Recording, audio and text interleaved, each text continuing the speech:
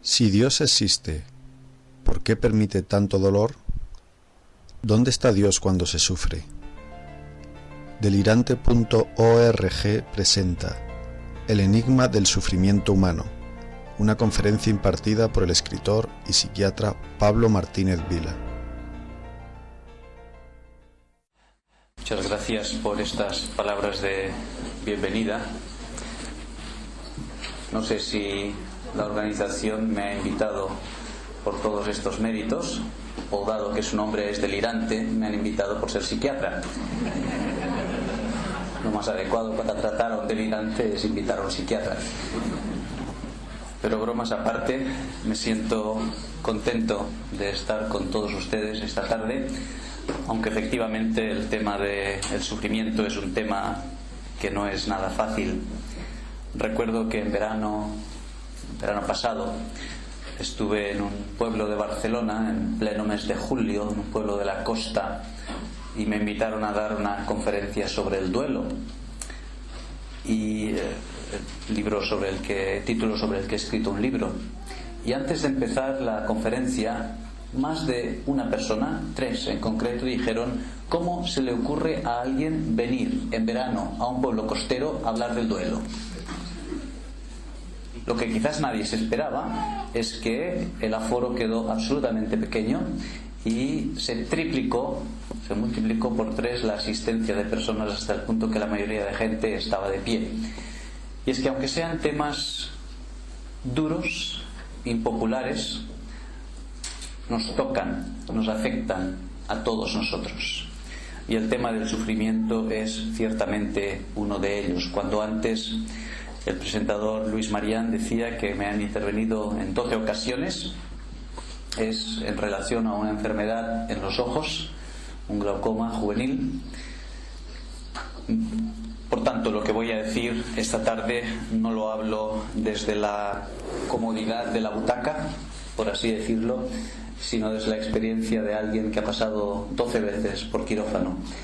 No es que esto me dé ningún mérito añadido, sino simplemente que me hace un experto en quirófanos y también en sufrimiento, como probablemente algunos o bastantes de vosotros aquí esta tarde.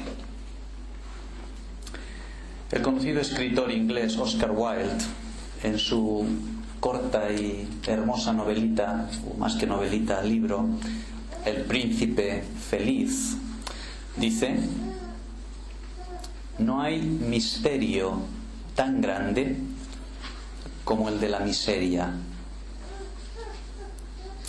Y él escribe un cuento, metáfora, de la entrega sacrificial hasta la muerte de una persona por amor al pobre. Y este cuento de Oscar Wilde yo creo que se aplica perfectamente al sufrimiento en general. La miseria, la pobreza material, es una forma de sufrimiento. Por tanto, creo que es legítimo aplicar lo que Wilde dice al tema del sufrimiento en general. Yo me atrevo a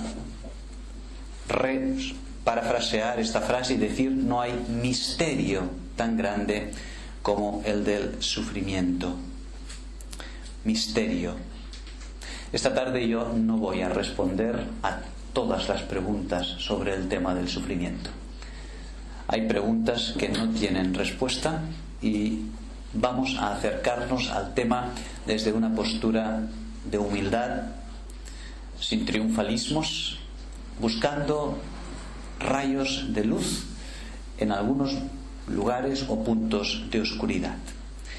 Pero en contraste a esta frase de Oscar Wilde de que el sufrimiento, la miseria, es un misterio, me gustaría leer una frase del conocido hombre bueno, médico, teólogo y organista, Premio Nobel de la Paz, Albert Schweitzer, quien decía: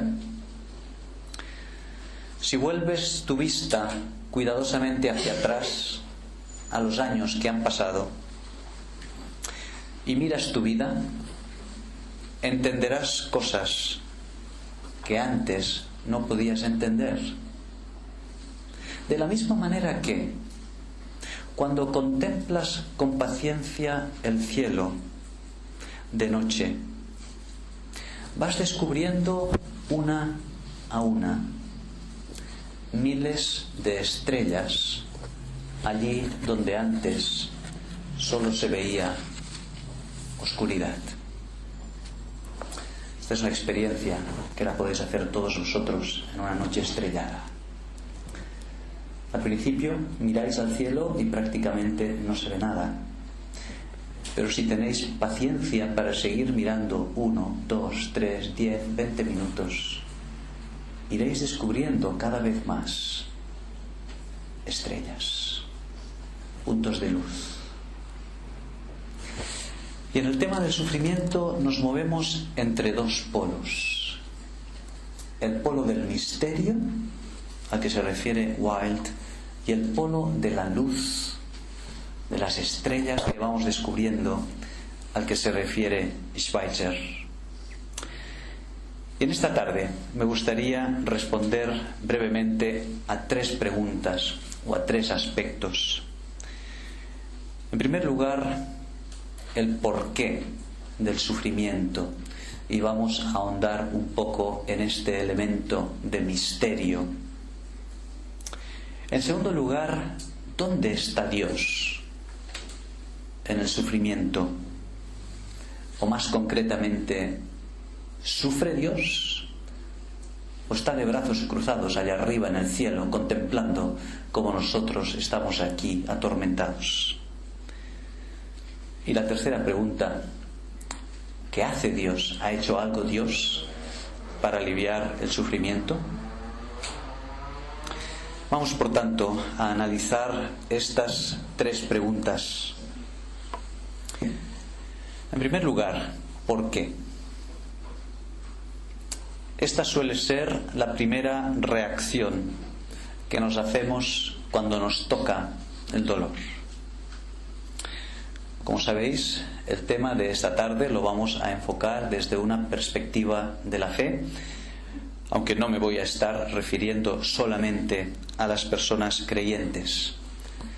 Pero es cierto que muchos seres humanos, creyentes o no, se han alejado de la fe o de cualquier inquietud religiosa porque no han encontrado las respuestas que esperaban en momentos de sufrimiento. Su fe naufragó ante los silencios, los mutismos, por lo menos aparentes, de Dios. Voy a citaros algunas frases textuales que me han dicho algunos de mis pacientes. Yo dejé de creer cuando perdí a mi hermano con 40 años, dejando una viuda joven y 3 huérfanos pequeños. Sigue diciendo esta misma persona, las preguntas se acumulaban en mi mente sin respuesta hasta que me di cuenta que ya no me sentía creyente. Un Dios que no evita el sufrimiento es un Dios que no me sirve. Y así podríamos seguir con muchos otros ejemplos. ¿Qué vamos a responder a esto? De entrada, es importante recordar que la mayor parte del sufrimiento en el mundo, un experto en el tema, como es el escritor inglés C.S. Lewis, en su obra clásica El problema del dolor o El problema del sufrimiento, llega a atreverse a ponerle un porcentaje, afirma que las 4/5 partes del sufrimiento en el mundo, es decir, de cada 100 ocasiones, 80, el responsable directo no es Dios, sino el hombre, o más concretamente el daño que los hombres se hacen los unos a los otros. La lista de ejemplos sería interminable, desde el hombre que conduciendo ebrio se introduce en el carril contrario de una autopista y produce un choque con víctimas mortales, hasta la persona que en una situación de enajenación mental produce un homicidio, etcétera, etcétera. Hay muchas situaciones en las que el responsable directo es el hombre, por no decir nada de las guerras, las ambiciones, etcétera. Sin embargo, hay situaciones de sufrimiento, como pueden ser los desastres naturales, en las que aparentemente el hombre no tiene ninguna responsabilidad. Aún así, en muchas de ellas, el hombre podría haber actuado con prevención de estas situaciones si hubiera seguido un mínimo las leyes de la prevención, las leyes de la naturaleza. No sé cuántos de ustedes recuerdan un volcán que tuvo lugar en América Latina, en Colombia, en Armero, que se llamaba el Nevado del Ruiz. ¿Recuerdan este volcán? No sé si aquí hay alguien de Colombia. Bueno, el volcán del Nevado del Ruiz, si no recuerdo mal, causó 25.000 muertes. Y nuestra primera reacción es decir, ¿por qué Dios? ¿Dónde está Dios? Y sin embargo, poco tiempo después, los expertos nos dicen textualmente que ni una sola persona de las que perecieron en el Nevado del Ruiz debería haber perecido si hubieran existido predicciones meteorológicas y climatológicas adecuadas en cuanto a este fenómeno. Todas las personas podrían haberse salvado, todas de tal forma que incluso los desastres naturales muchas veces pueden evitarse. Hemos de ir con cuidado, por tanto, a la hora de atribuirle a Dios los desastres. Sin embargo, sí es cierto que hay situaciones en las que el elemento de misterio es muy grande.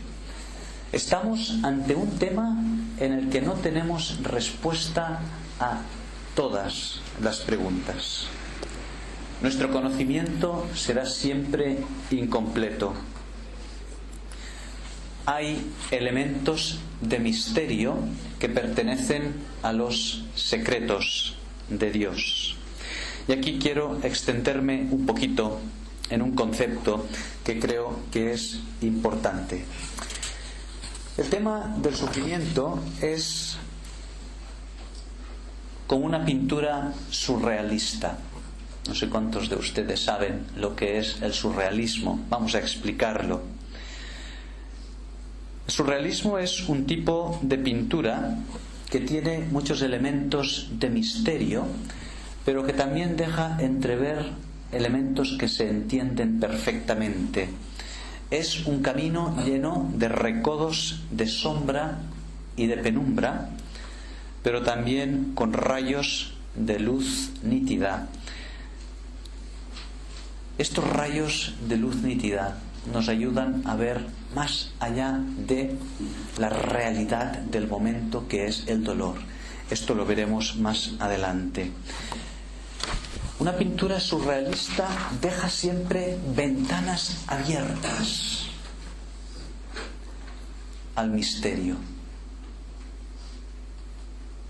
No las evitaremos. Pero es, sin embargo, por estas ventanas donde al mismo tiempo puede entrar la fe.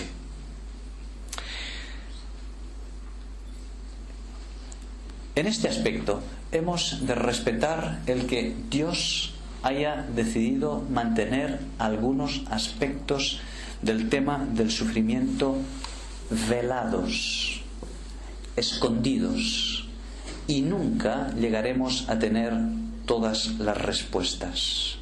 Es lo que una mujer tetrapléjica, Joni Eareckson Tada, es una chiquita, ahora es una mujer adulta, que a los 17 años se lanzó a una piscina, dio con la cabeza o con la columna cervical en el fondo y quedó tetrapléjica para siempre.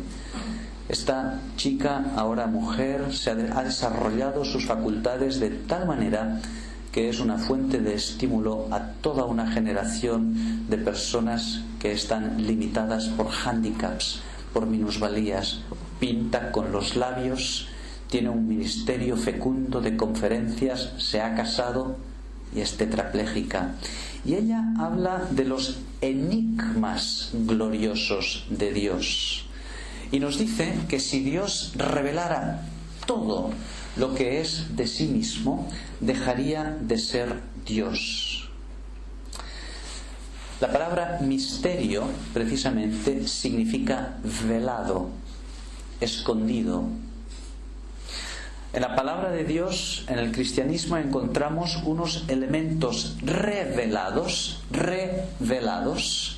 descubiertos, las ventanas de luz que veremos dentro de un momento, y encontramos algunos elementos velados, escondidos. Estos elementos velados son los elementos de misterio. Recordamos a Job, el paradigma, el ejemplo de sufrimiento en aquella célebre pregunta: ¿descubrirás tú los secretos de Dios? Job 11:7. O lo que dice Deuteronomio 29:29: las cosas secretas pertenecen a Dios. Nunca, y hemos de decirlo con humildad, nunca llegaremos a tener todas las respuestas en el tema del sufrimiento, porque entonces la fe, por definición, dejaría de ser fe. Pero sí tenemos las respuestas suficientes para afrontarlo. Nuestro conocimiento del tema es incompleto, pero no insatisfactorio. Y es en este aspecto que, como iremos viendo a lo largo de esta tarde, la respuesta última al problema del sufrimiento solo se encuentra en la luz, en la fe como punto de partida. Concluyo este primer punto. La fe, por sencilla que sea, es requisito imprescindible para empezar a comprender los misterios del sufrimiento. Me detengo aquí porque este es un punto importante. La fe, por sencilla que sea, es imprescindible para entender los misterios, estos aspectos velados del sufrimiento. No me estoy refiriendo a la fe del carbonero, a la fe tapa agujeros, a la fe que es lo opuesto de la razón. Una fe que ha sido piedra de tropiezo para tantas personas. Me refiero más bien a la fe de Pascal, el gran científico francés, quien dijo aquella célebre frase: el corazón tiene razones que la razón no comprende. Me gusta el juego de palabras. El corazón tiene razones que la razón no comprende. De la misma manera que para ser ateo hay que tener fe, el ateísmo militante es una fe. Es una creencia en la combinación del azar y la necesidad, la célebre doctrina de Monod y de Skinner. De la misma manera que el ateo necesita una creencia, una fe, igualmente para empezar a entender el tema del sufrimiento debemos hacerlo en la luz de la fe. Como dice el Salmo 36, en tu luz veremos la luz. Por tanto, empezamos diciendo en nuestro primer punto, en cuanto al por qué, que no tenemos respuesta a todos los interrogantes del sufrimiento, pero sí tenemos las respuestas suficientes. No tenemos una respuesta completa, pero sí satisfactoria. Y esto nos lleva automáticamente a la segunda pregunta. ¿Qué hace Dios en el sufrimiento? Recuerdo una vez estaba dando una conferencia en un país escandinavo, en Dinamarca. Estaba en la universidad y el título era ¿la fe solo para los débiles? En interrogante. Y recuerdo que al final de la conferencia, en el coloquio, una chica se levantó y no preguntó, sino afirmó: si estás sano, no puedes ser cristiano. Y si eres cristiano, no puedes ser psiquiatra. Entonces la pregunta es: ¿estás sano y eres psiquiatra? Porque eres cristiano. Evidentemente yo no le respondí a la pregunta y le dije que ella juzgara por sí misma si me consideraba en mis cabales o no, si me consideraba sano o no. Pero la idea de que uno no puede ser sano si no tiene la suficiente fe, si tiene fe no puede ser sano, es una idea extendida. Por esto necesitamos pasar al segundo aspecto. ¿Qué hace Dios en el tema del sufrimiento? Me gustaría titular este punto: las lágrimas de Dios en la tierra. Dios sufre con nosotros. Las lágrimas de Dios en la tierra. Si la primera pregunta era ¿por qué permite Dios?, la segunda pregunta es ¿dónde está Dios ahora que estoy sufriendo tanto? Y esta es una pregunta frecuente, lógica, cuando uno está pasando por una situación de pérdida, de tribulación.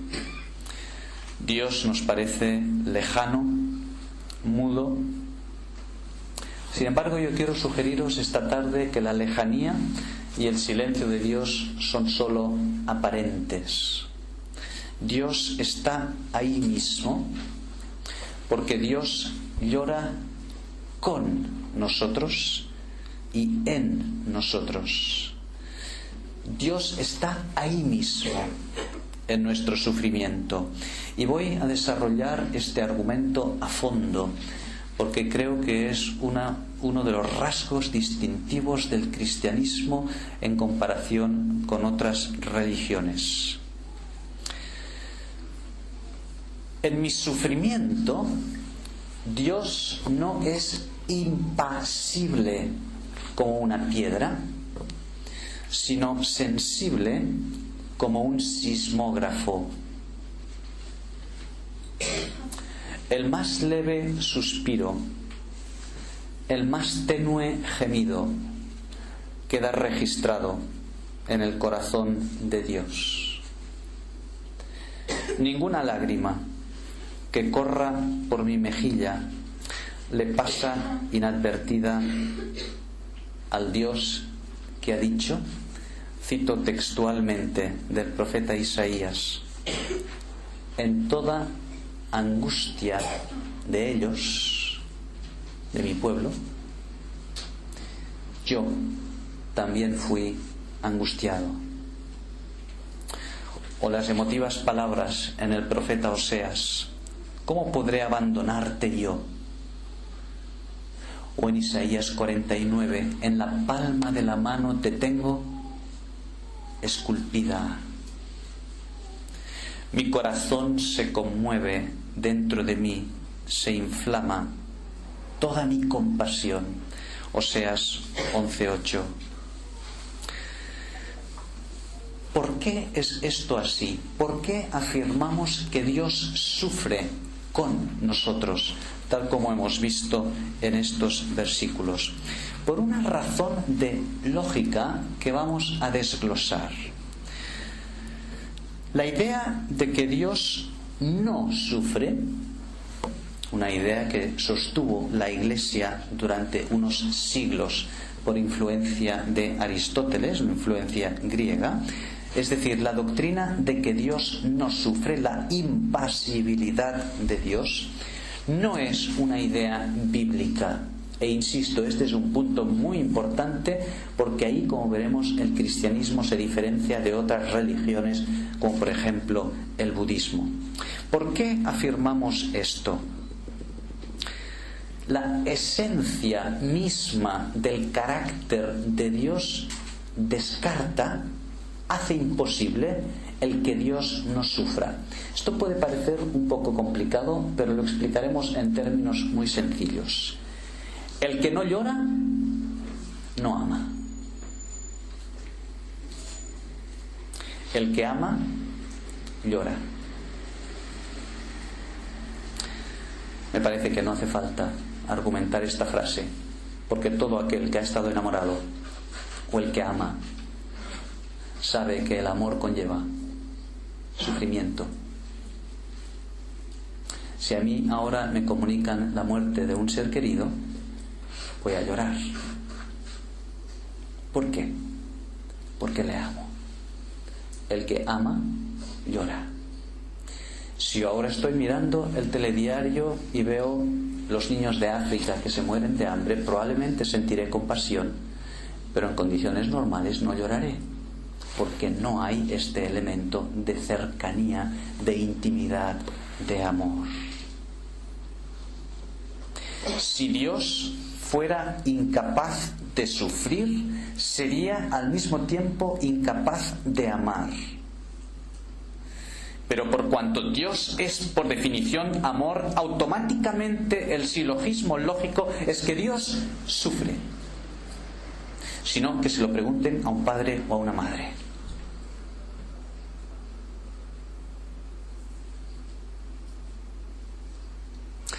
El que ama, llora. Y la palabra de Dios está llena de versículos que nos hablan del sufrimiento de Dios. Como dice el conocido autor inglés John Stott, ¿qué significado puede haber en un amor que no es costoso? Un teólogo japonés de nombre Kitamori, inmediatamente después de que los americanos tiraran la bomba atómica en Nagasaki y en Hiroshima en 1945, escribió una obra monumental por su trascendencia y su influencia en la teología moderna, que se titula Teología del sufrimiento de Dios. Resumo el libro en una frase y creo que hago justicia, porque lo dice él mismo. Cito textualmente a Kitamori: el meollo, la médula, el corazón del Evangelio se reveló a mí como el dolor de Dios.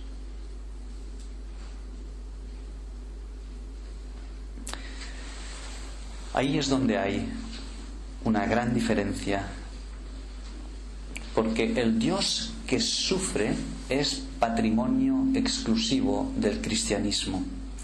No se encuentra en ninguna otra religión. Buda, por ejemplo, muchos de vosotros conocéis la estatua de Buda. No hace falta haber ido a la India, ¿verdad? ¿Cómo está Buda?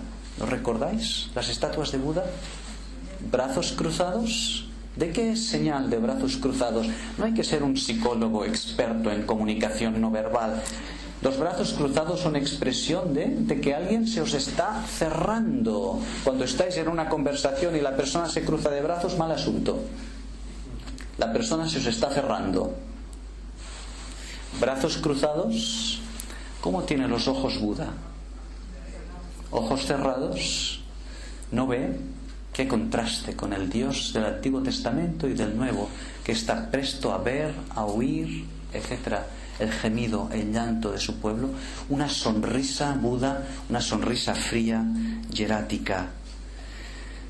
Una inmensa sensación de lejanía y de impasibilidad, es decir, de no sufrir.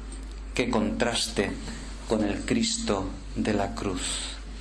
Como dice Isaías, el varón de dolores, doctorado en quebrantos, en sufrimientos, herido por nuestras rebeliones, molido por nuestros pecados. Dios conoce mi sufrimiento, no solo en el sentido de estar informado, de saber, en el sentido cognitivo de conocer, sino en el sentido vivencial, hebreo, lo experimenta conmigo. podríamos mencionar muchos otros versículos. Mi sufrimiento es el sufrimiento de Dios. Dios sufre conmigo. No hay ni una sola lágrima que baje por tu mejilla, por la mía, que no bajes simultáneamente por la mejilla de Dios. Esta enseñanza es revolucionaria, es singular y distintiva del cristianismo. Como alguien ha dicho, un Dios impasible sería un iceberg infinito y abstracto de metafísica.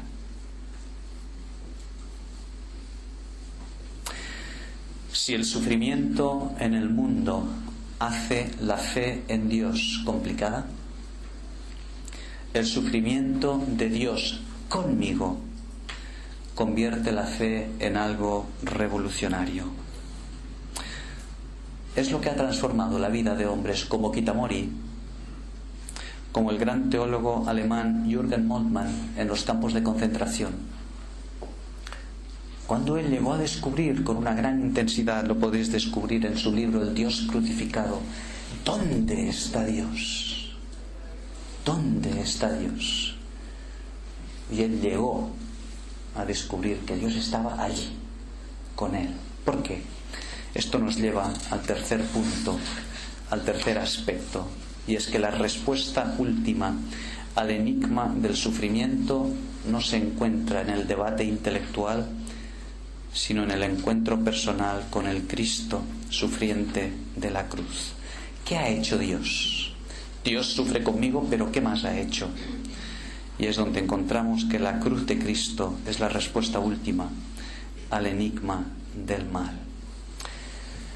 En el drama del sufrimiento humano, Dios no se limita a sufrir con nosotros lo que en psicología llamaríamos una empatía, una simpatía. Son cosas distintas, pero reales. Dios tiene simpatía, sufre con nosotros, y empatía, sufre dentro de nosotros.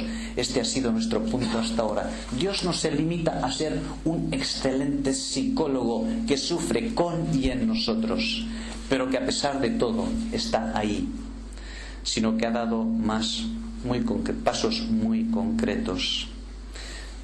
Dios no se comporta como un espectador sensible, sino como un actor comprometido. Hay un texto en el libro del Éxodo que lo resume muy bien. Dios dice respecto al sufrimiento de su pueblo esclavizado: Dios siempre ha visto al pueblo oprimido. Por esto he querido empezar con la cita de Oscar Wilde sobre la miseria, sobre la pobreza. Dios ve la esclavitud y dice: bien, ciertamente he visto, primer verbo, la aflicción de mi pueblo, y he oído, en segundo lugar, el clamor a causa de sus explotadores, de sus exactores, pues he conocido sus angustias. La palabra conocido aquí es la palabra experimentar. Sabéis que la palabra conocer en hebreo es exactamente la misma para tener relaciones sexuales. Conocer el hombre a la mujer al hombre. He conocido vivencialmente sus angustias, las he vivido en mi propia piel. Pero Dios no se queda aquí. Este ha sido nuestro anterior punto. He visto, he oído, he conocido. ¿Y qué más? He descendido para librarlos. Ahí tenemos un resumen de todo el Evangelio y de todo el cristianismo. Dios baja a la tierra. Dios se identifica hasta tal punto con el sufrimiento. Permitidme que lo ponga con una expresión popular, sin que suene irrespetuosa. Dios se ha mojado plenamente en el tema del sufrimiento. Recuerdo muy bien el impacto que produjo en algún barrio de Madrid, por ejemplo el Pozo del Tío Raimundo, cuando un sacerdote católico, o quizás más de uno, fue a vivir allí y se instaló allí, como otros misioneros en América Latina. El impacto de ir a vivir allí. Esto es revolucionario, esto transforma, porque implica una identificación total. Pues bien, esto es exactamente lo que Dios ha hecho en Cristo: bajar para sufrir con, encarnarse. No tenemos tiempo para entrar en detalles del sufrimiento de la cruz, pero el sufrimiento de la cruz era el más bestial, la forma de ejecución más brutal. Hoy en día sabéis que la pena de muerte contra la que se está luchando es algo relativamente rápido: inyección letal, silla eléctrica, garrote vil, etcétera, etcétera. Cuestión como mucho de 1 o 2 minutos. Juego de niños comparado con la muerte de un crucificado que duraba de 18 a 20 horas. Dios baja para sufrir. Y ahí es donde encontramos la respuesta última al tema del sufrimiento. Y ahí es donde entra la fe en este cuadro a veces surrealista, lleno de recodos de sombra y de penumbra. Ahí penetra un poderoso foco de luz, las estrellas de la noche de las que hablaba Albert Schweitzer.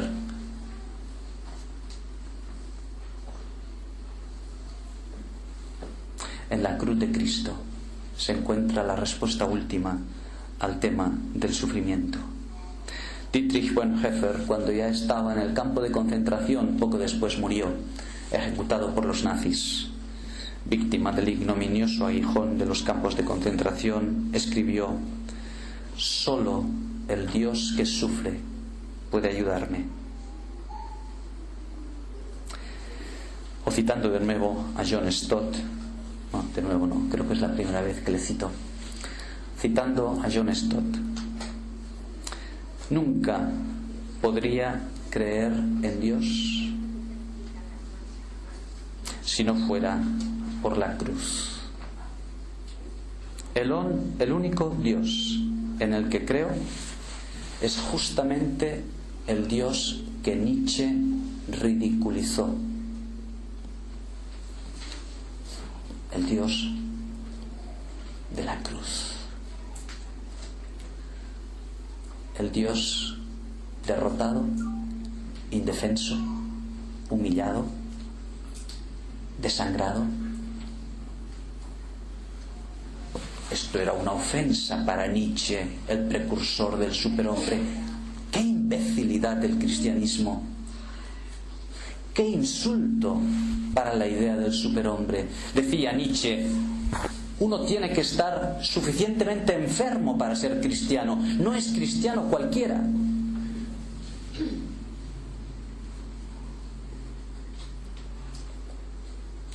Porque para él es absurdo. Pues precisamente este es el Dios que da respuesta última al tema del sufrimiento.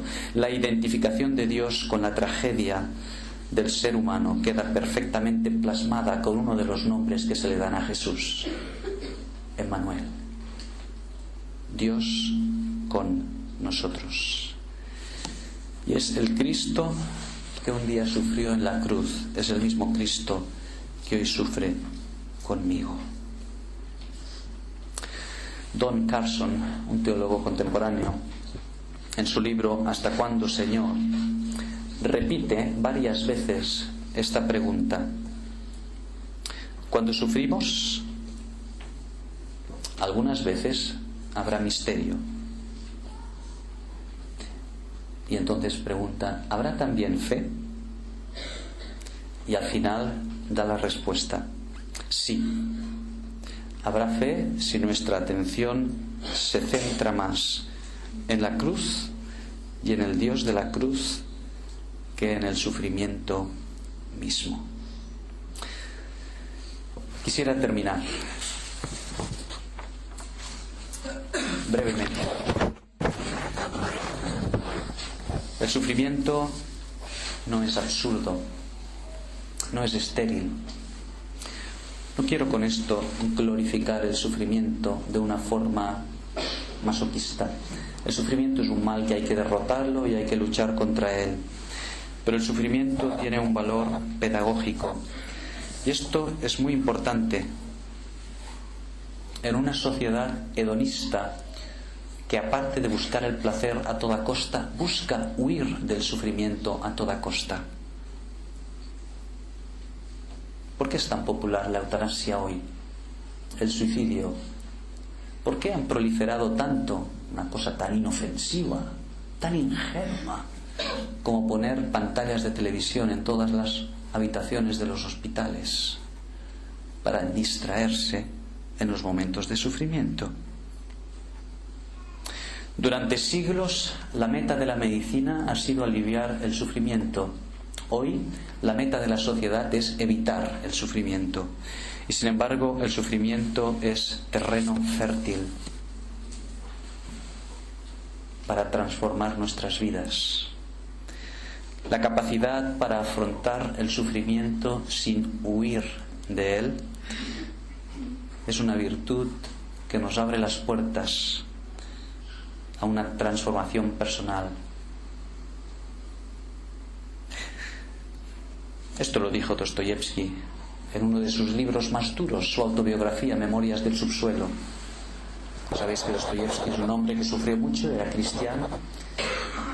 El sufrimiento, dice en su libro, es un requisito imprescindible para aprehender, con H intercalada, para captar el verdadero sentido de la vida. Dios nos habla en el sufrimiento, Dios nos enseña. El sufrimiento no es absurdo, no es estéril, no es inútil. El sufrimiento es una oportunidad para recapacitar y transformarnos. El Señor Jesús dijo: bienaventurados los que lloran. ¿Era el Señor Jesús masoquista? Quisiera leer un poema muy breve, anónimo, citado por William Barclay. Fue el placer mi compañero, que no cesaba de hablar, mas tuve provecho hueco, de su mucho razonar. Fue el dolor, en cambio, mi compañero, y anduvo siempre callado. Pero cuánto aprendí de verdadero mientras caminó a mi lado. Qué poema más hermoso. O en palabras de C.S. Lewis, al que antes hemos citado, Dios nos susurra en los placeres. Nos habla bajito, bajito, bajito en los placeres. Los placeres son buenos.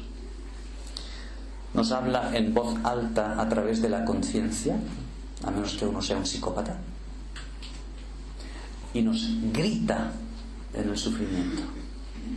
El sufrimiento como el megáfono de Dios, que nos avisa de que hay algo que funciona mal en esta vida. Y lo que funciona mal, no tenemos tiempo de verlo hoy, es la necesidad de restaurar nuestra situación personal, existencial, de ruptura de la relación con Dios. Por ello, el problema del sufrimiento empieza con misterio, pero termina con rayos poderosos de luz, después de estar contemplando la noche, luz que culmina en la cruz de Cristo. Y esto lo podemos aprender justamente en momentos de sufrimiento, como lo aprendieron todos estos hombres que hemos visto: Moltmann, Dostoyevsky, Viktor Frankl, tantos hombres en los campos de concentración, que lejos de rebelarse contra Dios, lo descubrieron justo ahí. Es mi deseo para todos vosotros que el sufrimiento, que es un mal en sí mismo, sea una ocasión para redescubrir el sentido de vuestra vida y sobre todo para redescubrir al Cristo de la cruz, que es la esencia, valga la redundancia, del cristianismo y la respuesta última al tema del sufrimiento.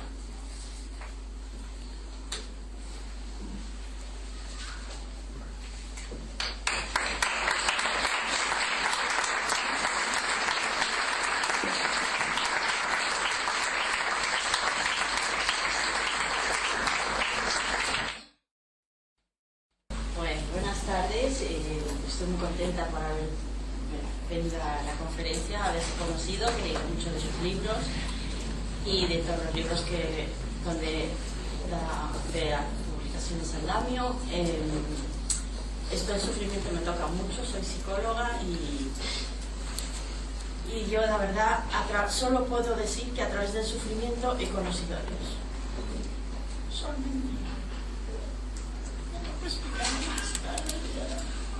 Bien, creo que esta intervención tan sentida y tan emotiva es un excelente epílogo a lo que hemos estado diciendo del valor terapéutico y existencial del sufrimiento. Nada más que añadir.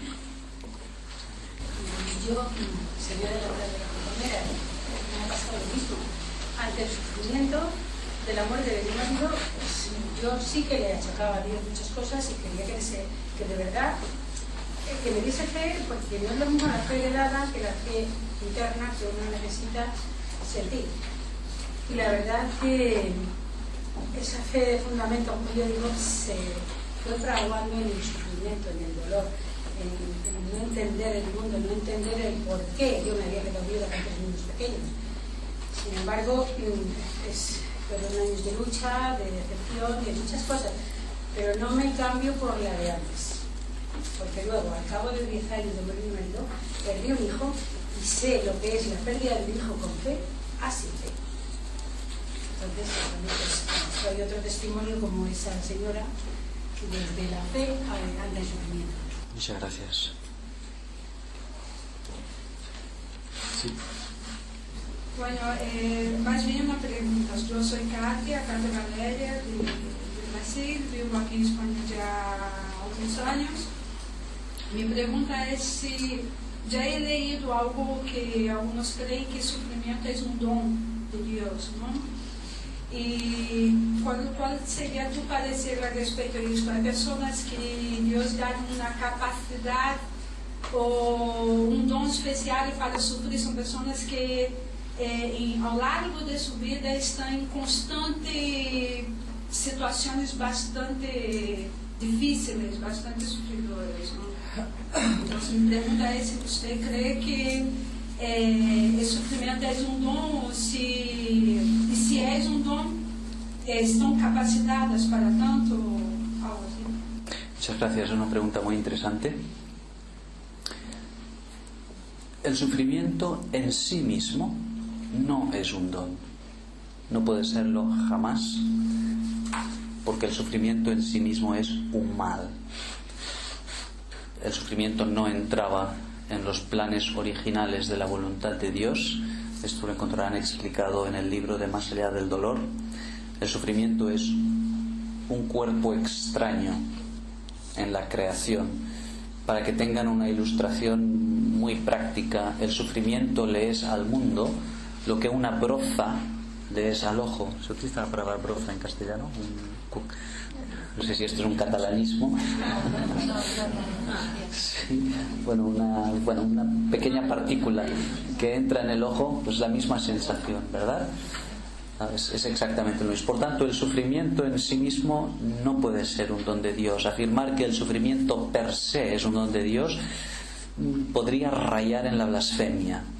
Lo que sí es un don de Dios, sin ninguna duda, es la capacidad para afrontar el sufrimiento.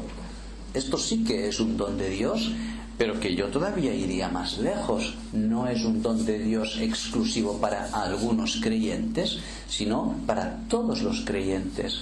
El apóstol Pablo dice muy claramente que el poder de Dios se hace completo, se perfecciona en la debilidad. Porque cuando soy débil, entonces soy fuerte. Y él alude específicamente al tema del aguijón en la carne, una forma de sufrimiento que abofeteó a Pablo durante años, probablemente una enfermedad física, casi seguro. Y él dice, pues he llegado a la conclusión de que cuando soy débil, entonces soy fuerte. Y él depende de la gracia de Dios para aceptar, para luchar, para sobrellevar, en una palabra, para vencer este sufrimiento, este aguijón en la carne. En este aspecto, las fuerzas sobrenaturales que vienen de la gracia para sobrellevar el sufrimiento sí son un don de Dios. El sufrimiento en sí mismo nunca puede ser un don de Dios. Creo que está claro. Hola, me llamo Paulino y la pregunta creo que ha dicho usted que como Álvaro dice en el nombre, el sufrimiento como en el proyecto de Dios es algo que no contaba bien con él, no lo contaba, sino que en el proyecto de Dios lo estaba sustituyendo. Pero la pregunta es, a través de la evidencia, de que se puede llegar a la evidencia de que Dios existe, una persona que no sea creyente cristiano, a través del sufrimiento. A ver, de poder sí que puede, indudablemente. Ante una situación de sufrimiento hay dos reacciones posibles. Hoy solo hemos mencionado la del potencial, por así decirlo, terapéutico del sufrimiento en cuanto a acercar a Dios, pero también es cierto que el sufrimiento puede tener un efecto totalmente contrario en algunas personas, el efecto de endurecerles. Hemos puesto antes el ejemplo de Nietzsche. Nietzsche es un caso muy complejo, pero como es un ateo tan ilustre, pues merece la pena comentarlo, ¿no?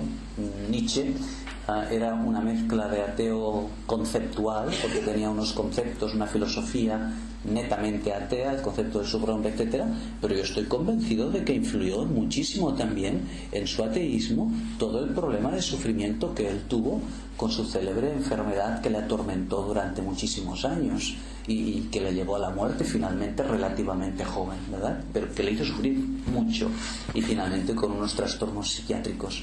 Por tanto, es cierto que el sufrimiento puede ser una puerta para acercarnos a Dios, y muchas veces lo es, pero por desgracia a veces también es cierto que el sufrimiento puede ser una situación para alejarnos de Dios.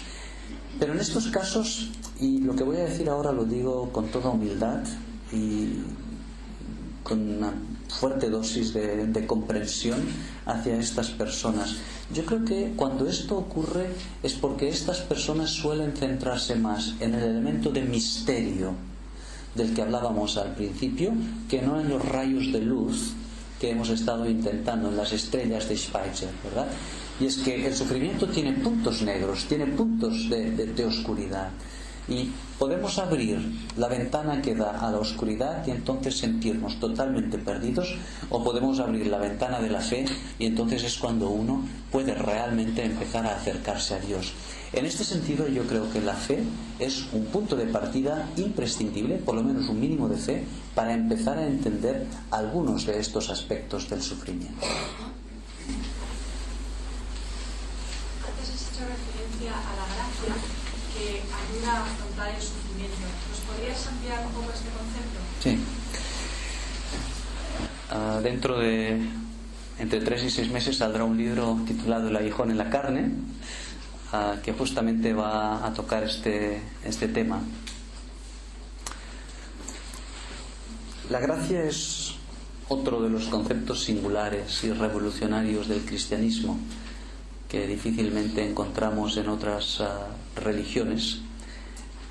Pero la gracia no es solamente el instrumento que nos salva un día y se acabó. Por supuesto que esto es gracia, la gracia es salvífica, pero la gracia es también el instrumento que nos sostiene cada día. El instrumento que nos sostiene cada día. ¿Cómo? Este pasaje que hemos comentado del aguijón en la carne del apóstol Pablo creo que nos da la clave. En Cristo hay una relación de permanencia, hay una relación personal con Cristo. La gran diferencia entre una religión y el cristianismo, nosotros siempre decimos que es la siguiente: el cristianismo no es una religión, sino una relación personal con Cristo. Cristo es un tú con el cual hablamos, no es un él, ¿verdad? Es alguien a quien conocemos personalmente. Yo recuerdo una anécdota de Woody Allen, que como sabéis tiene un humor muy acerado, muy fino y muchas veces brillante. Es un hombre con un alto nivel de inteligencia, y en cierta ocasión él se burlaba del predicador americano Billy Graham, porque Billy Graham decía que conocía a Dios personalmente. Y claro, para algunas personas esta frase suena o a delirante Puede sonar a delirante o puede sonar a pedantería. Y Woody Allen aprovechó para burlarse públicamente de Billy Graham, y entonces tuvo una frase que, sin darse cuenta, Woody Allen fue una definición formidable de lo que es la fe cristiana. Dijo: sí, Billy Graham y Dios salen a cenar juntos cada noche. Justo en el clavo. Justo en el clavo. Por ignorancia, pero lo definió de manera fantástica. Porque es el Señor mismo quien ha dicho: he aquí, yo estoy a la puerta y llamo. Si alguno oye mi voz y abre, entraré y cenaré con él y él conmigo. Exactamente. Cristo quiere cenar con nosotros cada noche. Es este elemento de relación personal que es locura, que es delirante para alguien que no lo conoce, pero que el cultivar esto como una relación personal, el Dios que me habla, el Dios que es un tú, el Dios al cual yo escucho a través de la palabra, a través de la oración, a través del contacto con los hermanos, este vínculo vivo, esta relación viva, esta es la esencia del cristianismo, justamente de lo que se burló Woody Allen. Esto es la gracia que renueva cada día. Pues la última intervención ya. Yo quiero señalar algo sobre el poder de Dios, y es la capacidad.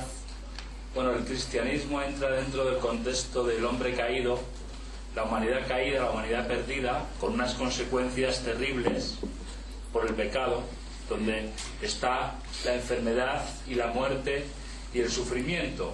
Podría entrar dentro de esas consecuencias, ¿no? Entonces yo entiendo que el poder y el amor de Dios es suficiente para invertir estas cosas en favor del hombre, ¿no? Esas cosas que eran terribles, pues Dios en su amor y en su salvación las da la vuelta y sirven de bendición, ¿no?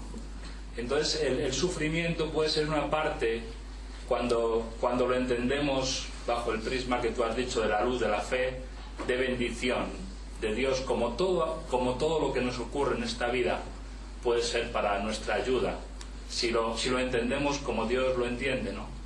Entonces estoy totalmente de acuerdo que el amor de Dios se manifestó en la cruz de Cristo, ¿no? Y desde la cruz de Cristo podemos entender todo de otra manera más perfecta, ¿no? Entonces yo entiendo el sufrimiento también así como una posibilidad de encontrar a Dios ahí y de recibir la gracia de Dios en esta situación, ¿no? Es la persona que sufre se da cuenta que necesita ser salvado, necesita ser ayudado, y se da cuenta de su propia situación, ¿no? Entonces entiendo que el sufrimiento es parte de lo que Dios emplea para nuestra salvación. Sí, esta es una de las ideas que hemos intentado transmitir, aunque sin caer, como decíamos antes, en el error de glorificar el sufrimiento. No debemos olvidar, insisto, que el sufrimiento es un mal, el sufrimiento hay que combatirlo, pero es cierto, como hemos enfatizado y como tú mismo has remachado, que Dios puede utilizar, reconvertir, transformar las tragedias en fábulas. Y voy a concluir con una ilustración que me gusta muchísimo. El escritor argentino Jorge Luis Borges dijo en cierta ocasión de Kafka: su grandeza, la de Kafka, decía Borges, consistió en su extraordinaria capacidad para transformar tragedias en fábulas. Sabes que una fábula es una historia con sentido. En el momento en que leí estas hermosas declaraciones de Borges, podéis imaginaros lo que rápidamente se me cruzó por la mente, ¿verdad? La grandeza de Kafka consistió en su capacidad para transformar tragedias en fábulas. Pues mi Dios es un Kafka magnificado. Mi Dios puede hacer esto muchísimo más. Dios puede reconvertir el bien en mal. Y esta es la idea que encontramos vez tras vez en la palabra del Señor. La biografía de José: vosotros pensasteis mal contra mí, mas Dios lo encaminó para bien. En Deuteronomio Dios dice de su pueblo: os hice caminar por desierto lleno de escorpiones espantosos, etcétera, etcétera, pero yo os saqué agua de la roca, etcétera. En el Nuevo Testamento, a los que a Dios aman, en último término, todas las cosas redundan, contribuyen para bien, etcétera. Estaría llena la palabra de Dios de esta idea de que Dios puede. No siempre va a hacerlo, no siempre va a hacerlo, pero Dios puede, y con frecuencia lo hace, reconvertir, transformar nuestras tragedias en fábulas, historias con sentido. Y este es el gran privilegio que tenemos, el descubrir esta realidad. Os animo a que estudiéis la vida de José y a que estudiéis el libro de Ruth en el Antiguo Testamento. Son dos monumentos a la capacidad de Dios para ser un extraordinario Kafka.